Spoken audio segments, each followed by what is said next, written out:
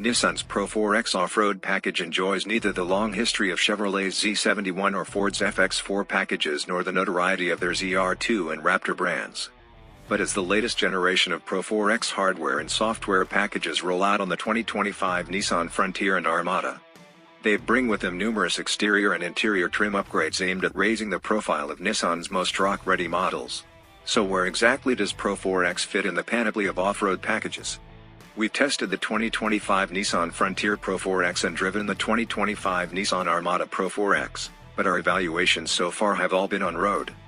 As biblical rains in Tennessee thwarted an off-road adventure at the Armada launch, Nissan responded by inviting us to the Tonto National Forest outside Phoenix to sample both models on 3,000 miles of groomed trails.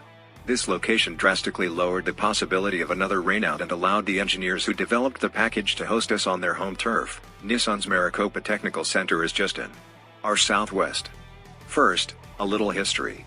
Pro-4X first appeared in 2008 on the Titan, bringing Rancho shocks, aluminum skid plates, and a neo-locker rear diff with its own unique ratio. It spread to Frontier the next year, boasting Bilstein shocks, more rugged tires, and the E-diff. 2 years later, that same gear was offered on the Frontier's Xterra SUV sibling, as well. In the years since the Xterra's demise, most Nissan SUVs and crossovers have made do with the softer Rock Creek treatment or offered no trail-focused package at all.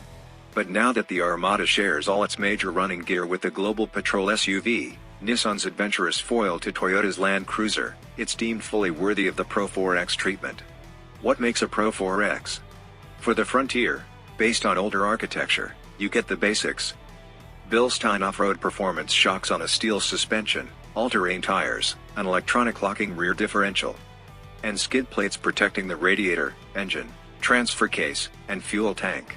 There's an off-road mode with unique driver screen graphics and an intelligent around-view monitor that shows what's immediately in front of the truck and near the right front tire, at speed slower than 12 miles per hour. New over-fender flares, graphics, and lava red tow hooks dress up the outside while the inside is adorned with more lava red badging, stitching, and seat perforations. The Armada includes most of the above, but its more modern architecture and use of height-adjustable air suspension give it a broader range of capabilities.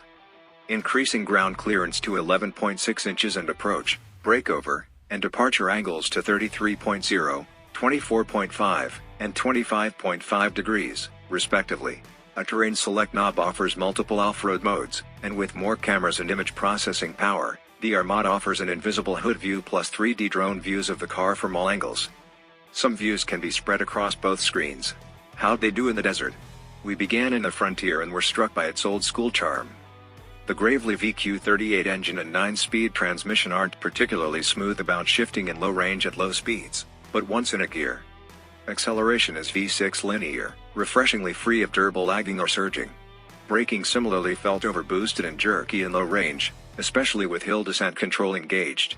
We never struggled to traverse any obstacles, though surmounting them smoothly seemed difficult to impossible. Hill descent control isn't electronically adjustable for speed, and there's no hill climb and cruise control function on either model. The camera views are lower in resolution and brilliance than in the Armada, but these tires are grippier than the Armadas, and better suspension articulation from that rear live axle further helps to maximize traction. So it seemed to rely less on the E-diff when scrambling up the gnarliest hills.